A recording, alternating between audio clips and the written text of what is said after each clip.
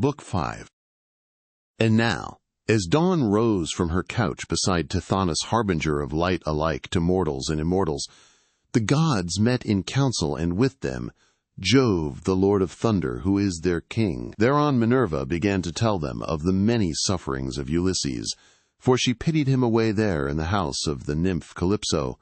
"Father Jove," said she, "and all you other gods that live in everlasting bliss, I hope there may never be such a thing as a kind and well-disposed ruler any more, nor one who will govern equitably. I hope they will be all henceforth cruel and unjust, for there is not one of his subjects but has forgotten Ulysses, who ruled them as though he were their father.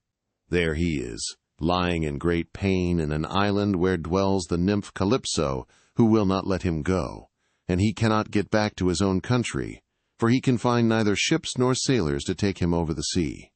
Furthermore, wicked people are now trying to murder his only son Telemachus, who is coming home from Pylos and Lacedaemon, where he has been to see if he can get news of his father." "What, my dear, are you talking about?" replied her father. "Did you not send him there yourself, because you thought it would help Ulysses to get home and punish the suitors? Besides, you are perfectly able to protect Telemachus, and to see him safely home again, while the suitors have to come scurrying back without having killed him." When he had thus spoken, he said to his son Mercury, "Mercury, you are our messenger. Go therefore, and tell Calypso we have decreed that poor Ulysses is to return home. He is to be convoyed neither by gods nor men, but after a perilous voyage of 20 days upon a raft, he is to reach fertile Scheria, the land of the Phaeacians, who are near of kin to the gods, and will honor him as though he were one of ourselves. They will send him in a ship to his own country, and will give him more bronze and gold and raiment than he would have brought back from Troy, if he had had to add all his prize money and had got home without disaster. This is how we have settled, that he shall return to his country and his friends." Thus he spoke, and Mercury, guide and guardian, slayer of Argus, did as he was told. Forthwith he bound on his glittering golden sandals, with which he could fly like the wind over land and sea. He took the wand with which he seals men's eyes in sleep, or wakes them just as he pleases, and flew, holding it in his hand over Pieria. Then he swooped down through the firmament till he reached the level of the sea, whose waves he skimmed like a cormorant that flies fishing every hole and corner of the ocean, and drenching its thick plumage in the spray. He flew and flew over many a weary wave, but when at last he got to the island which was his journey's end, he left the sea and went on by land till he came to the cave where the nymph Calypso lived. He found her at home. There was a large fire burning on the hearth, and one could smell from far the fragrant reek of burning cedar and sandalwood. As for herself, she was busy at her loom, shooting her golden shuttle through the warp and singing beautifully. Round her cave there was a thick wood of alder, poplar, and sweet-smelling cypress trees, wherein all kinds of great birds had built their nests, owls, hawks, and chattering sea-crows that occupy their business in the waters. A vine loaded with grapes was trained and grew luxuriantly about the mouth of the cave. There were also 4 running rills of water in channels cut pretty close together and turned hither and thither, so as to irrigate the beds of violets and luscious herbage over which they flowed. Even a god could not help being charmed with such a lovely spot, so Mercury stood still and looked at it, but when he had admired it sufficiently, he went inside the cave. Calypso knew him at once, for the gods all know each other, no matter how far they live from one another. But Ulysses was not within. He was on the seashore as usual, looking out upon the barren ocean with tears in his eyes, groaning and breaking his heart for sorrow. Calypso gave Mercury a seat and said, "Why have you come to see me, Mercury honored, and ever welcome, for you do not visit me often? Say what you want. I will do it for you at once if I can, and if it can be done at all. But come inside, and let me set refreshment before you." As she spoke, she drew a table loaded with ambrosia beside him, and mixed him some red nectar.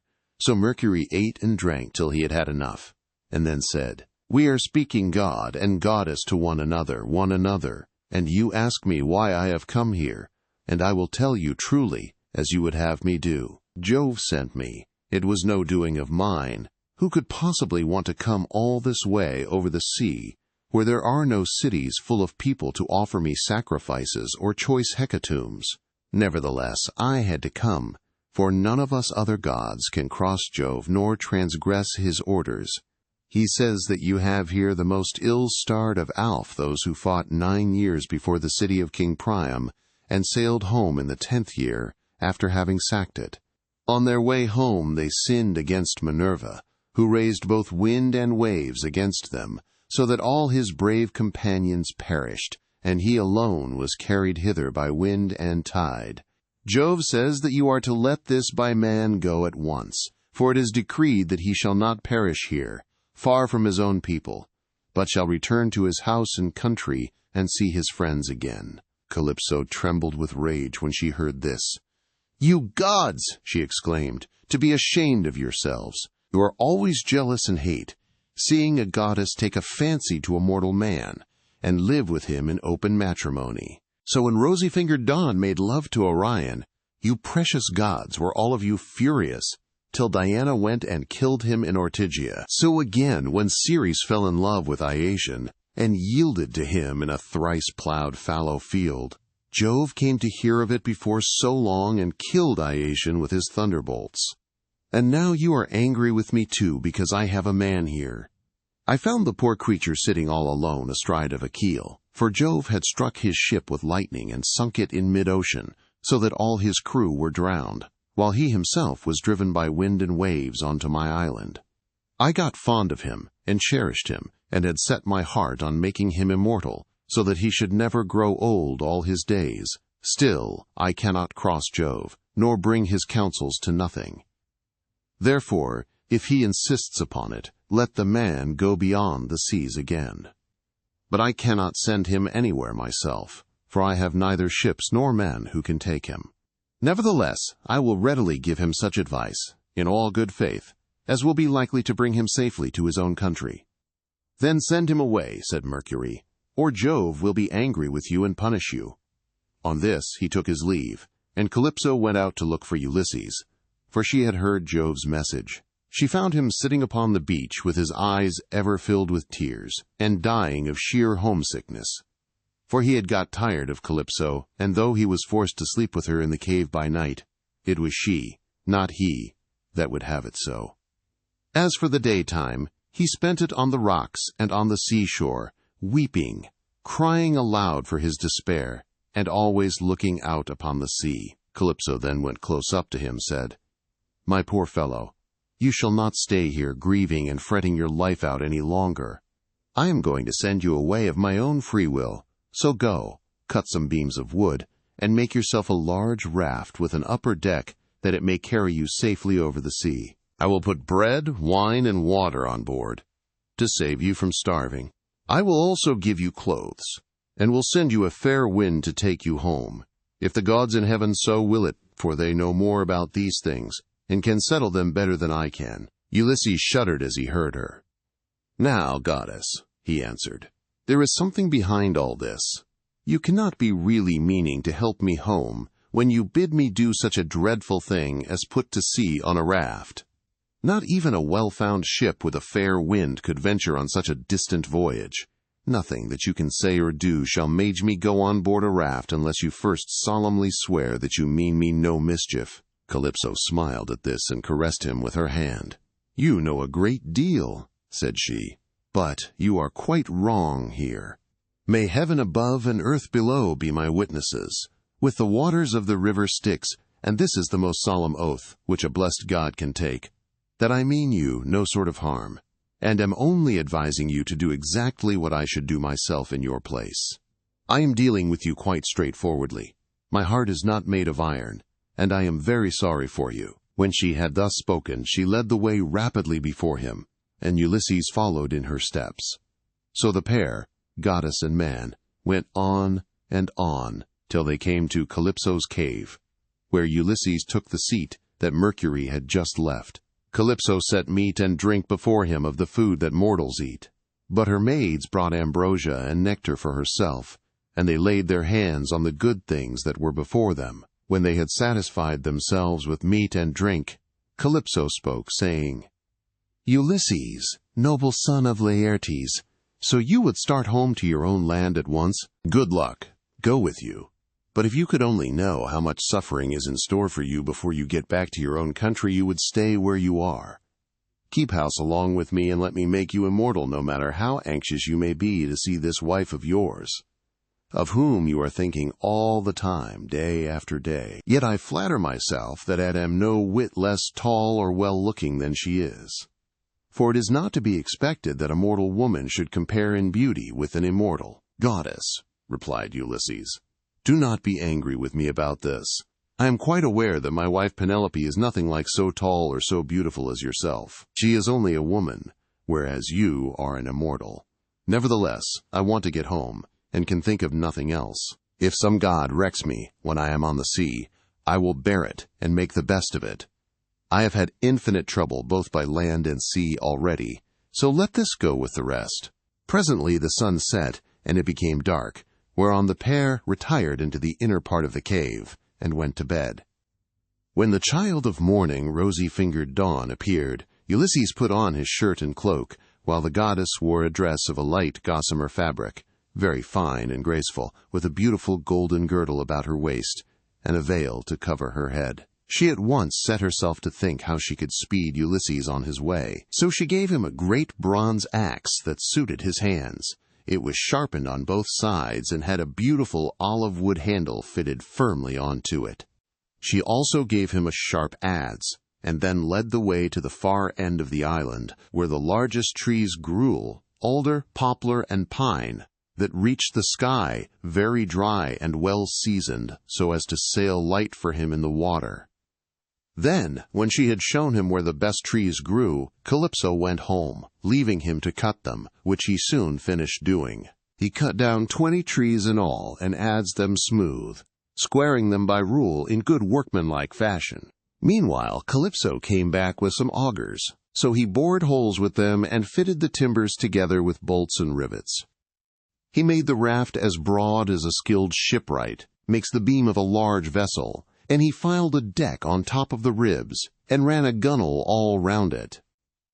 He also made a mast with a yardarm, and a rudder to steer with. He fenced the raft all round with wicker hurdles as a protection against the waves, and then he threw on a quantity of wood. By and by Calypso brought him some linen to make the sails, and he made these too, excellently, making them fast with braces and sheets. Last of all, with the help of levers, he drew the raft down into the water. In 4 days he had completed the whole work, and on the 5th Calypso sent him from the island, after washing him and giving him some clean clothes. She gave him a goatskin full of black wine, and another larger one of water. She also gave him a wallet full of provisions, and found him in much good meat. Moreover, she made the wind fair and warm for him, and gladly did Ulysses spread his sail before it, while he sat and guided the raft skillfully by means of the rudder. He never closed his eyes, but kept them fixed on the Pleiades, on late-setting boots, and on the bear, which men also call the wain, and which turns round and round where it is, facing Orion, and alone never dipping into the stream of Oceanus.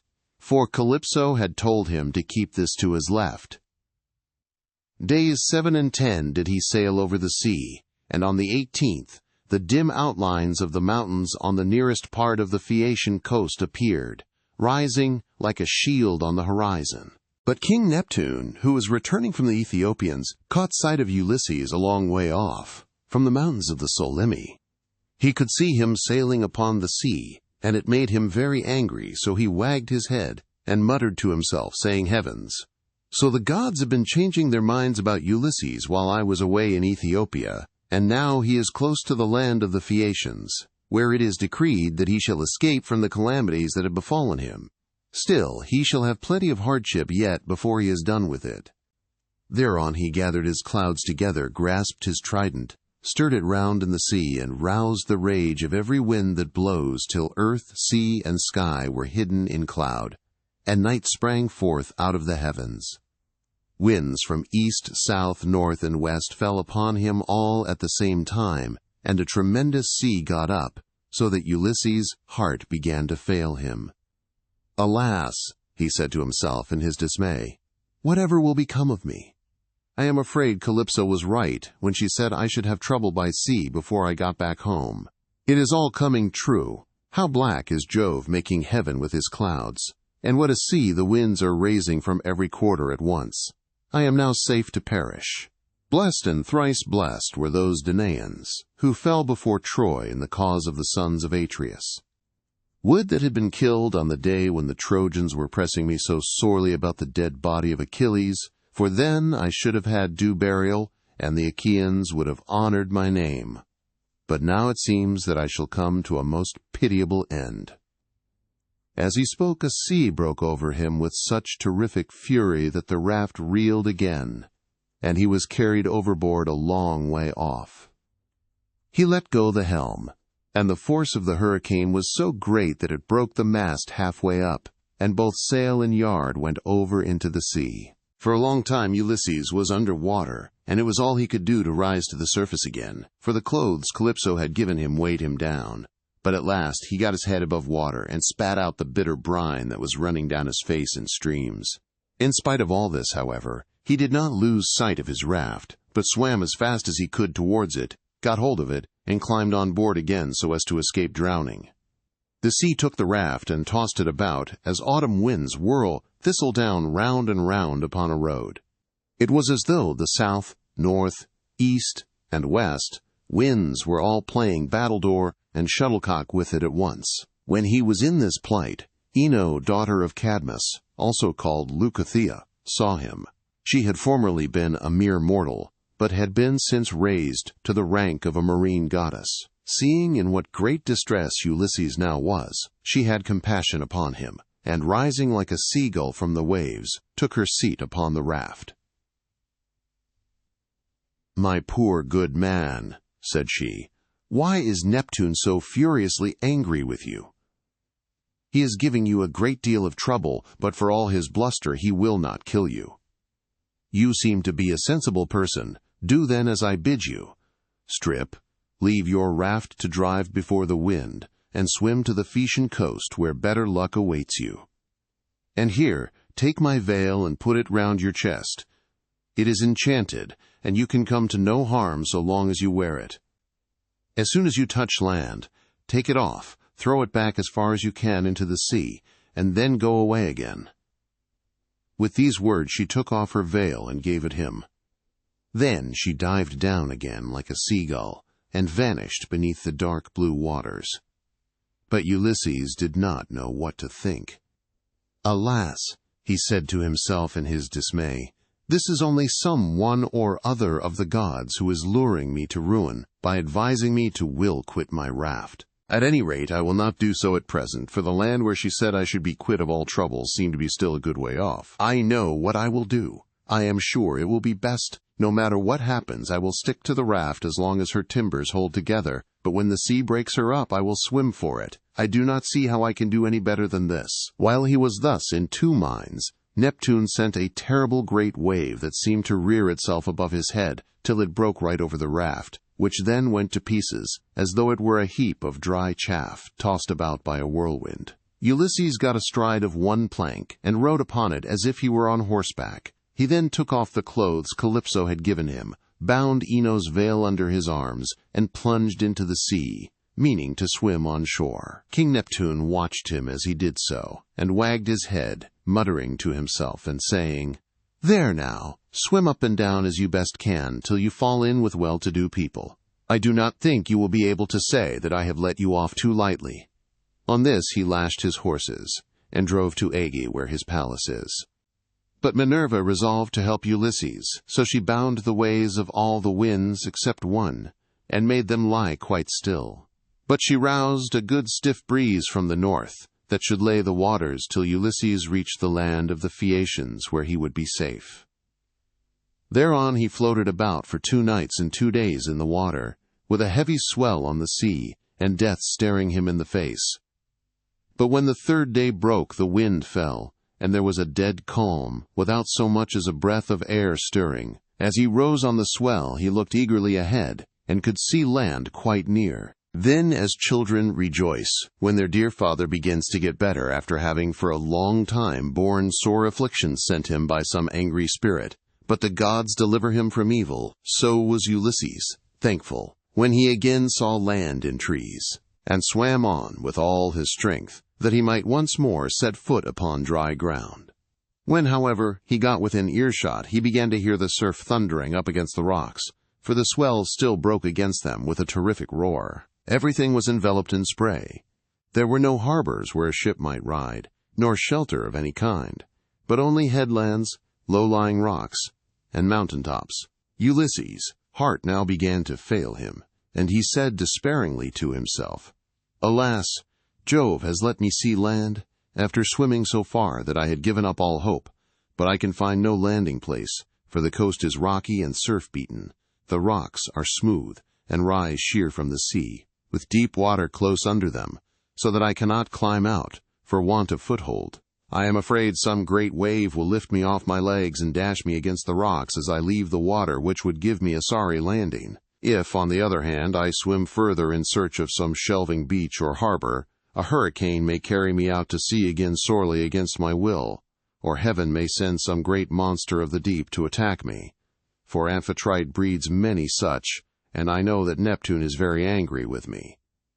While he was thus in two minds, a wave caught him and took him with such force against the rocks that he would have been smashed and torn to pieces if Minerva had not shown him what to do. He caught hold of the rock with both hands and clung to it, groaning with pain till the wave retired, so he was saved that time.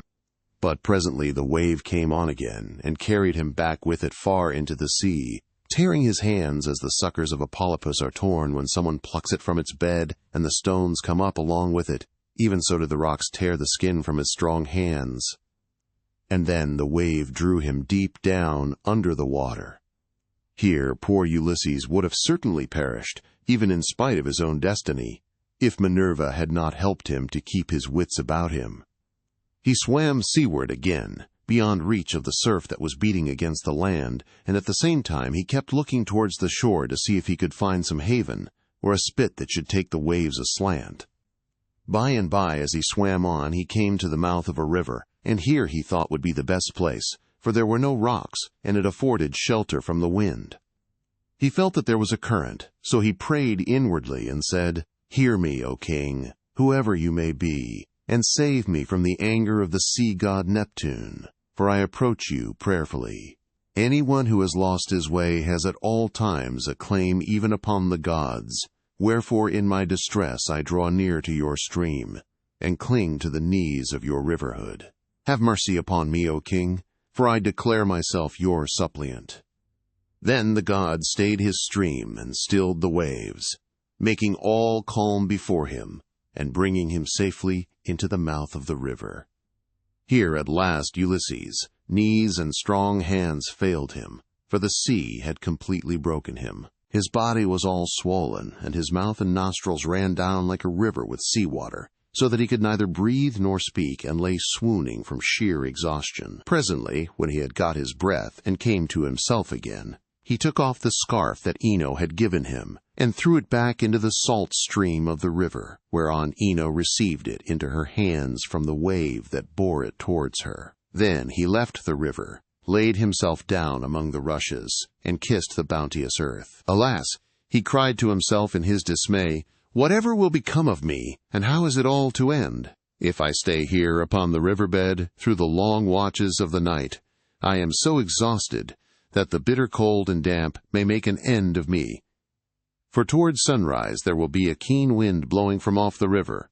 If, on the other hand, I climb the hillside, find shelter in the woods, and sleep in some thicket, I may escape the cold and have a good night's rest, but some savage beast may take advantage of me and devour me." In the end he deemed it best to take to the woods, and he found one upon some high ground not far from the water. There he crept beneath 2 shoots of olive that grew from a single stalk, the one an ungrafted sucker, while the other had been grafted. No wind, however squally, could break through the cover they afforded, nor could the sun's rays pierce them, nor the rain get through them, so closely did they grow into one another.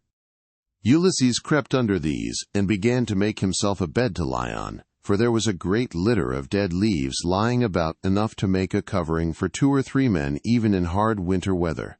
He was glad enough to see this, so he laid himself down and heaped the leaves all round him. Then, as one who lives alone in the country, far from any neighbor, hides a brand as fire seed in the ashes to save himself from having to get a light elsewhere, even so did Ulysses cover himself up with leaves. And Minerva shed a sweet sleep upon his eyes, closed his eyelids, and made him lose all memories of his sorrows. Book 6. So here Ulysses slept, overcome by sleep and toil. But Minerva went off to the country and city of the Phaeacians, a people who used to live in the fair town of Hypereia, near the lawless Cyclopes. Now the Cyclopes were stronger than they, and plundered them. So their king Nausithous moved them thence and settled them in Scheria, far from all other people. He surrounded the city with a wall, built houses and temples, and divided the lands among his people. But he was dead, and gone to the house of Hades, and King Alcinous, whose counsels were inspired of heaven, was now reigning. To his house, then, did Minerva hie, in furtherance of the return of Ulysses. She went straight to the beautifully decorated bedroom in which there slept a girl who was as lovely as a goddess, Nausicaa, daughter to King Alcinous. 2 maidservants were sleeping near her, both very pretty, one on either side of the doorway, which was closed with well-made folding doors. Minerva took the form of the famous sea captain Dymas's daughter, who was a bosom friend of Nausicaa and just her own age. Then, coming up to the girl's bedside like a breath of wind, she hovered over her head and said, "Nausicaa, what can your mother have been about, to have such a lazy daughter? Here are your clothes all lying in disorder, yet you are going to be married almost immediately, and should not only be well dressed yourself, but should find good clothes for those who attend you. This is the way to get yourself a good name, and to make your father and mother proud of you. Suppose, then, that we make tomorrow a washing day, and start at daybreak. I will come and help you, so that you may have everything ready as soon as possible, for all the best young men among your own people are courting you, and you are not going to remain a maid much longer. Ask your father, therefore, to have a wagon and mules ready for us at daybreak, to take the rugs, robes, and girdles. And you can ride too, which will be much pleasanter for you than walking, for the washing cisterns are some way from the town." When she had said this, Minerva went away to Olympus, which they say is the everlasting home of the gods. Here no wind beats roughly, and neither rain nor snow can fall, but it abides in everlasting sunshine, and in a great peacefulness of light, wherein the blessed gods are illumined for ever and ever. This was the place to which the goddess went, when she had given instructions to the girl. By and by morning came and woke Nausicaa, who began wondering about her dream. She therefore went to the other end of the house to tell her father and mother all about it, and found them in their own room. Her mother was sitting by the fireside, spinning her purple yarn with her maids around her, and she happened to catch her father just as he was going out to attend a meeting of the town council, which the Phaeacian aldermen had convened. She stopped him and said, "Papa dear, could you manage to let me have a good big wagon? I want to take all our dirty clothes to the river and wash them. You are the chief man here, so it is only right that you should have a clean shirt when you attend meetings of the council. Moreover, you have 5 sons at home, 2 of them married, while the other 3 are good-looking bachelors. You know they always like to have clean linen when they go to a dance, and I have been thinking about all this." She did not say a word about her own wedding, for she did not like to, but her father knew and said, "You shall have the mules, my love, and whatever else you have a mind for. Be off with you, and the men shall get you a good strong wagon with a body to it that will hold all your clothes." On this he gave his orders to the servants, who got the wagon out, harnessed the mules, and put them to, while the girl brought the clothes down from the linen room and placed them on the wagon. Her mother prepared her a basket of provisions with all sorts of good things, and a goatskin full of wine. The girl now got into the wagon, and her mother gave her also a golden cruse of oil, that she and her women might anoint themselves. Then she took the whip and reins and lashed the mules on, whereon they set off, and their hoofs clattered on the road. They pulled without flagging, and carried not only Nausicaa and her wash of clothes, but the maids also who were with her. When they reached the waterside, they went to the washing cisterns, through which there ran at all times enough pure water to wash any quantity of linen, no matter how dirty. Here they unharnessed the mules, and turned them out to feed on the sweet, juicy herbage that grew by the waterside. They took the clothes out of the wagon, put them in the water, and vied with one another in treading them in the pits to get the dirt out. After they had washed them and got them quite clean, they laid them out by the seaside, where the waves had raised a high beach of shingle, and set about washing themselves and anointing themselves with olive oil. Then they got their dinner by the side of the stream, and waited for the sun to finish drying the clothes. When they had done dinner, they threw off the veils that covered their heads, and began to play at ball, while Nausicaa sang for them, as the huntress Diana goes forth upon the mountains of Taygetus or Erymanthus to hunt wild boars or deer, and the wood nymphs' daughters of Aegis-bearing Jove take their sport along with her.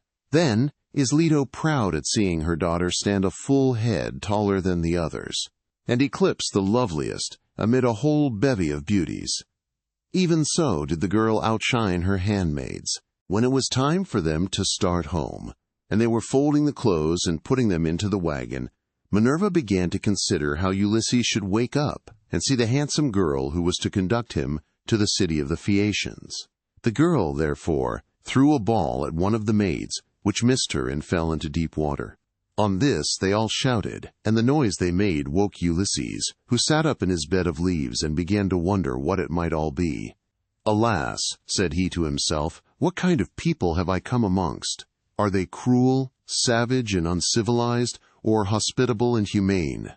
I seem to hear the voices of young women, and they sound like those of the nymphs that haunt mountain tops, or springs of rivers, and meadows of green grass. At any rate, I am among a race of men and women. Let me try if I cannot manage to get a look at them." As he said this, he crept from under his bush, and broke off a bough covered with thick leaves to hide his nakedness. He looked like some lion of the wilderness that stalks about exulting in his strength and defying both wind and rain. His eyes glare as he prowls in quest of oxen, sheep, or deer, for he is famished, and will dare break even into a well-fenced homestead, trying to get at the sheep. Even such did Ulysses seem to the young women, as he drew near to them all naked as he was, for he was in great want. On seeing one so unkempt and so begrimed with salt water, the others scampered off along the spits that jutted out into the sea, but the daughter of Alcinous stood firm, for Minerva put courage into her heart, and took away all fear from her. She stood right in front of Ulysses, and he doubted whether he should go up to her, throw himself at her feet, and embrace her knees as a suppliant, or stay where he was and entreat her to give him some clothes and show him the way to the town. In the end, he deemed it best to entreat her from a distance in case the girl should take offense at his coming near enough to clasp her knees, so he addressed her in honeyed and persuasive language. "O Queen," he said, "I implore your aid, but tell me, are you a goddess or are you a mortal woman? If you are a goddess, and dwell in heaven, I can only conjecture that you are Jove's daughter Diana, for your face and figure resemble none but hers. If, on the other hand, you are a mortal and live on earth, thrice happy are your father and mother, thrice happy, too, are your brothers and sisters. How proud and delighted they must feel when they see so fair a scion as yourself, going out to a dance, most happy, however. Of all will he be, whose wedding gifts have been the richest, and who takes you to his own home. I never yet saw anyone so beautiful, neither man nor woman, and am lost in admiration as I behold you. I can only compare you to a young palm tree which I saw when I was at Delos, growing near the altar of Apollo, for I was there too, with much people after me, when I was on that journey, which has been the source of all my troubles. Never yet did such a young plant shoot out of the ground as that was, and I admired and wondered at it exactly as I now admire and wonder at yourself. I dare not clasp your knees, but I am in great distress. Yesterday made the 20th day that I had been tossing about upon the sea.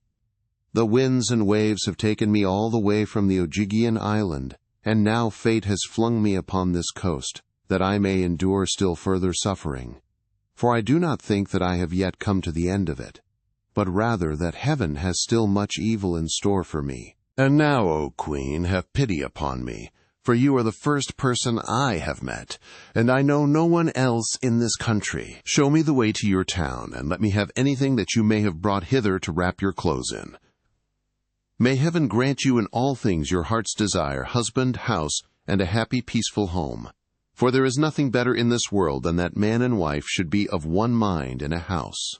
It discomfits their enemies, makes the hearts of their friends glad, and they themselves know more about it than any one. To this, Nausicaa answered, Stranger, you appear to be a sensible, well-disposed person. There is no accounting for luck. Jove gives prosperity to rich and poor just as he chooses, so you must take what he has seen fit to send you and make the best of it. Now, however, that you have come to this our country, you shall not want for clothes, nor for anything else that a foreigner in distress may reasonably look for. I will show you the way to the town, and will tell you the name of our people. We are called Phaeacians, and I am daughter to Alcinous, in whom the whole power of the state is vested. Then she called her maids and said, Stay where you are, you girls. Can you not see a man without running away from him? Do you take him for a robber or a murderer? Neither he nor anyone else can come here to do us Phaeacians any harm, for we are dear to the gods, and live apart on a land's end that juts into the sounding sea, and have nothing to do with any other people. This is only some poor man who has lost his way, and we must be kind to him, for strangers and foreigners in distress are under Jove's protection, and will take what they can get and be thankful. So girls, give the poor fellow something to eat and drink, and wash him in the stream at some place that is sheltered from the wind. On this the maids left off running away, and began calling one another back. They made Ulysses sit down in the shelter as Nausicaa had told them, and brought him a shirt and cloak. They also brought him the little golden cruse of oil, and told him to go wash in the stream. But Ulysses said, Young women, please to stand a little on one side, that I may wash the brine from my shoulders and anoint myself with oil. For it is long enough since my skin has had a drop of oil upon it. I cannot wash as long as you all keep standing there. I am ashamed to strip before a number of good-looking young women. Then they stood on one side and went to tell the girl, while Ulysses washed himself in the stream and scrubbed the brine from his back and from his broad shoulders. When he had thoroughly washed himself and had got the brine out of his hair, he anointed himself with oil and put on the clothes which the girl had given him. Minerva then made him look taller and stronger than before. She also made the hair grow thick on the top of his head and flow down in curls like hyacinth blossoms. She glorified him about the head and shoulders, as a skillful workman who has studied art of all kinds under Vulcan and Minerva enriches a piece of silver plate by gilding it, and his work is full of beauty. Then he went and sat down a little way off upon the beach, looking quite young and handsome, and the girl gazed on him with admiration. Then she said to her maids, Hush, my dears, for I want to say something. I believe the gods who live in heaven have sent this man to the Phaeacians. When I first saw him I thought him plain, but now his appearance is like that of the gods who dwell in heaven. I should like my future husband to be just such another as he is, if he would only stay here and not want to go away. However, give him something to eat and drink. They did as they were told, and set food before Ulysses, who ate and drank ravenously, for it was long since he had had food of any kind. Meanwhile, Nausicaa bethought her of another matter. She got the linen folded and placed in the wagon. She then yoked the mules, and as she took her seat, she called Ulysses. Stranger, said she, rise, and let us be going back to the town. I will introduce you at the house of my excellent father, where I can tell you that you will meet all the best people among the Phaeacians. But be sure and do as I bid you, for you seem to be a sensible person. As long as we are going past the fields and farmlands, follow briskly behind the wagon along with the maids, and I will lead the way myself. Presently, however, we shall come to the town, where you will find a high wall running all round it, and a good harbor on either side, with a narrow entrance into the city, and the ships will be drawn up by the roadside, for everyone has a place where his own ship can lie. You will see the marketplace with a temple of Neptune in the middle of it, and paved with large stones bedded in the earth. Here people deal in ship's gear of all kinds, such as cables and sails, and here too are the places where oars are made, for the Phaeacians are not a nation of archers. They know nothing about bows and arrows, but are a seafaring folk, and pride themselves on their masts, oars, and ships, with which they travel far over the sea. I am afraid of the gossip and scandal that may be set on foot against me later on, for the people here are very ill-natured, and some low fellow, if he met us, might say, 'Who is this fine-looking stranger that is going about with Nausicaa? Where did she end him? I suppose she is going to marry him. Perhaps he is a vagabond sailor whom she has taken from some foreign vessel, for we have no neighbors. Or some god has at last come down from heaven in answer to her prayers, and she is going to live with him all the rest of her life. It would be a good thing if she would take herself of eye for shame and find a husband somewhere else, for she will not look at one of the many excellent young Phaeacians who are in with her.' This is the kind of disparaging remark that would be made about me, and I could not complain. For I should myself be scandalized at seeing any other girl do the like and go about with men in spite of everybody, while her father and mother were still alive and without having been married in the face of all the world. If, therefore, you want my father to give you an escort and to help you home, do as I bid you. You will see a beautiful grove of poplars by the roadside dedicated to Minerva. It has a well in it and a meadow all round it. Here my father has a field of rich garden ground, about as far from the town as a man voice will carry. Sit down there and wait for a while till the rest of us can get into the town and reach my father's house. Then, when you think we must have done this, come into the town and ask the way to the house of my father Alcinous. You will have no difficulty in finding it. Any child will point it out to you, for no one else in the whole town has anything like such a fine house as he has. When you have got past the gates and through the outer court, go right across the inner court till you come to my mother. You will find her sitting by the fire and spinning her purple wool by firelight. It is a fine sight to see her as she leans back against one of the bearing posts, with her maids all ranged behind her. Close to her seat stands that of my father, on which he sits and topes like an immortal god. Never mind him, but go up to my mother, and lay your hands upon her knees if you would get home quickly. If you can gain her over, you may hope to see your own country again, no matter how distant it may be." So saying, she lashed the mules with her whip, and they left the river. The mules drew well, and their hoofs went up and down upon the road. She was careful not to go too fast for Ulysses and the maids who were following on foot, along with the wagon, so she plied her whip with judgment. As the sun was going down, they came to the sacred grove of Minerva, and there Ulysses sat down and prayed to the mighty daughter of Jove. "Hear me," he cried, "daughter of aegis-bearing Jove, unweariable, hear me now, for you gave no heed to my prayers when Neptune was wrecking me. Now, therefore, have pity upon me, and grant that I may find friends, and be hospitably received by the Phaeacians." Thus did he pray, and Minerva heard his prayer, but she would not show herself to him openly, for she was afraid of her uncle Neptune, who was still furious in his endeavors to prevent Ulysses from getting home.